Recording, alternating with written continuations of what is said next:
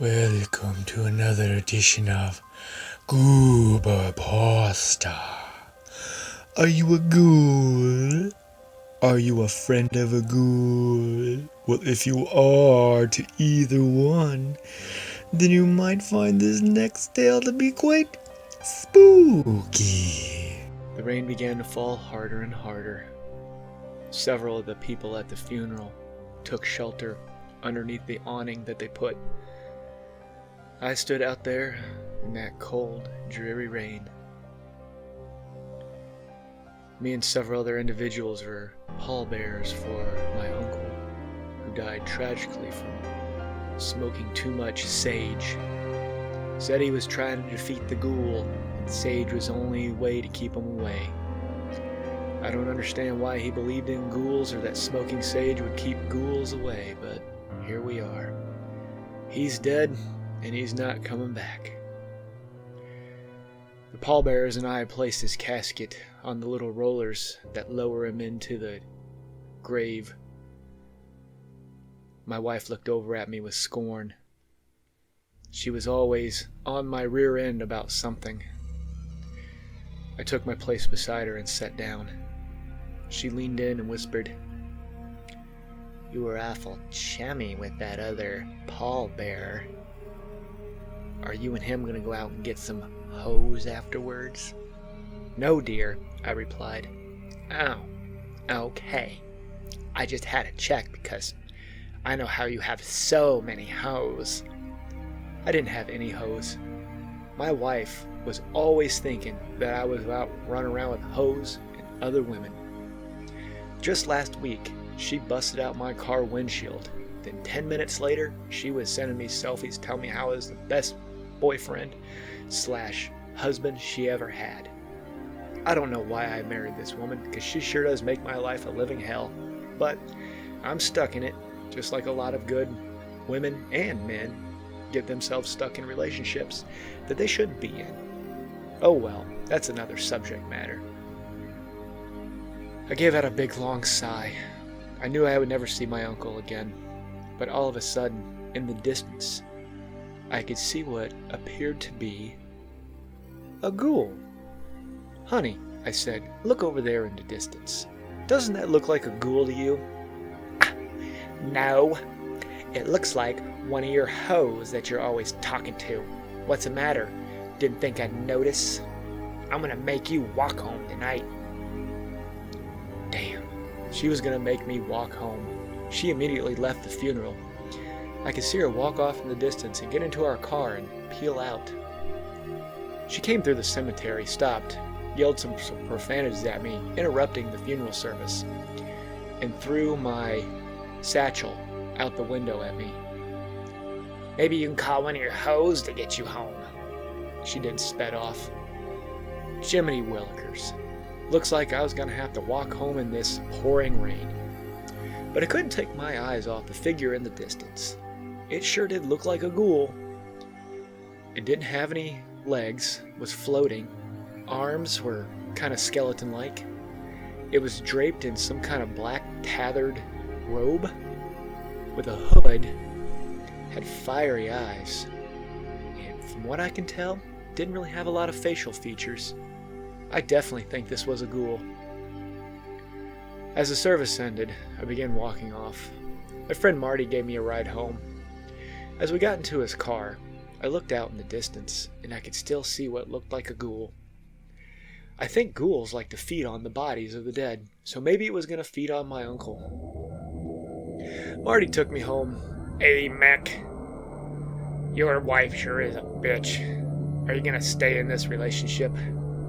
"I guess so, because I took vows and I made a commitment. So that is how it is when you do these things. I wasn't going to be like every other chump and go get a divorce. I was going to try to stick this one out." You're a fool, man, but hey, if that's what you want to do, I'll support you, because that's what friends do." "Thanks, Marty. You're a swell guy." Marty pulled up my house and let me out. I waved to him as he drove off, and as I looked at him driving down the road, there off in the distance was that ghoul. Jesus. My wife was home. Our car was parked in the front lawn, like it always is, because whenever she drives off all mad, she usually yells and screams at random people on the way home, because that's just what she likes to do. But hey, I made commitment to her, and I sure do love her dearly. I went into my house. Hey, honey. Oh, look who it is. Did your hoe drop you off? No, honey, I had Marty drop me off.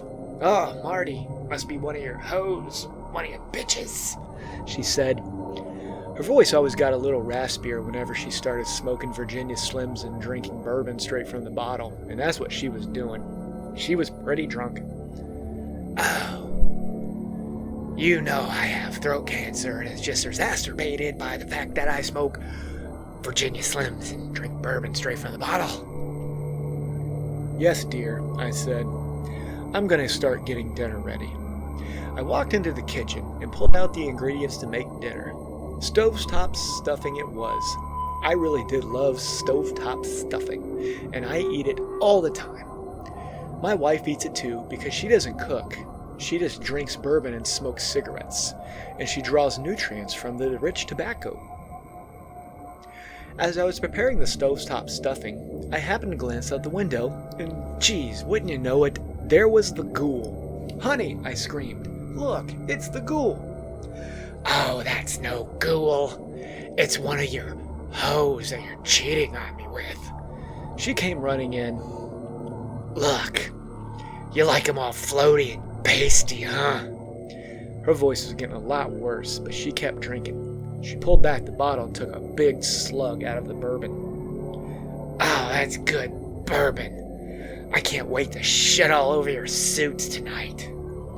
She did. Whenever she got really drunk and mad at me, she would go poop on my things. Looks like tonight I was going to have my suits pooped on. Looks like I'd be making a stop by the cleaners tomorrow. That's when the ghoul came around back and entered the door, just standing there ominously. Honey, look! Look at the ghoul! That is not a hoe. That is a ghoul. Oh, sure. It looks like a ghoul to me. Hey, Mrs. Ghoul, you here to have sex with my husband? You one of his bitches? You one of his hoes? Psh, look at that. You call that a woman? That's half the woman I am. Well, fine.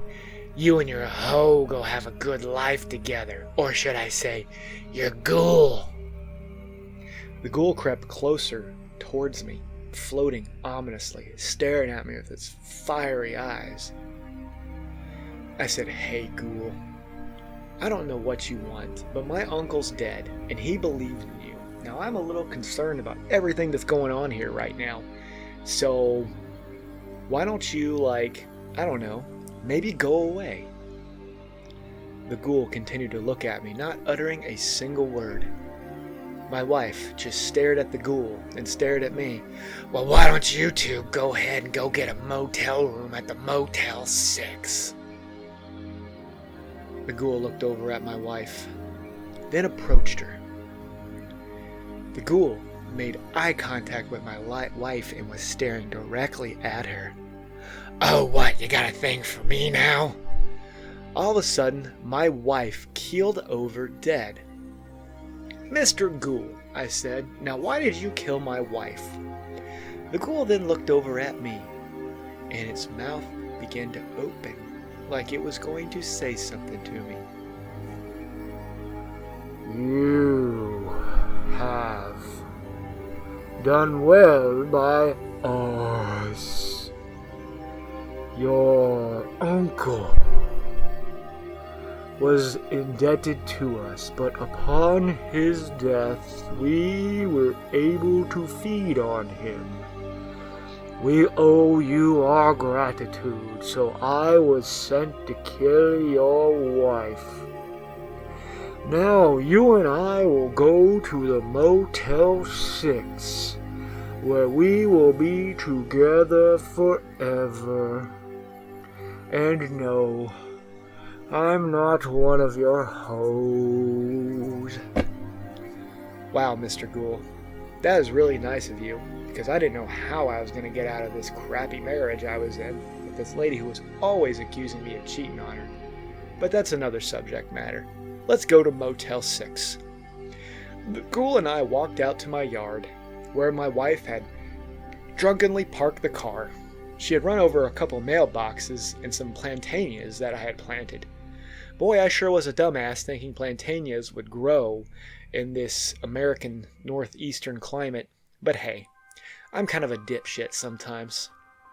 The ghoul and I got into the car, started it up, and we drove off to go to the Motel 6.